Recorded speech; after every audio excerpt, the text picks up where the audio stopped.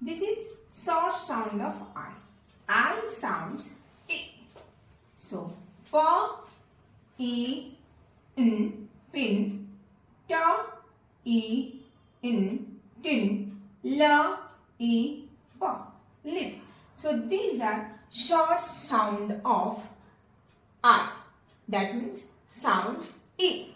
We are doing here sounds. We are doing sounds, not letter. So when E sounds will come, you will write I, not E, not E. I. When E sounds will come, you will write I, not E. So pa, E in pin, ta, E in tin, la, E, pa, lip, pin, tin, lip. So you can make more words with short sound of I, E.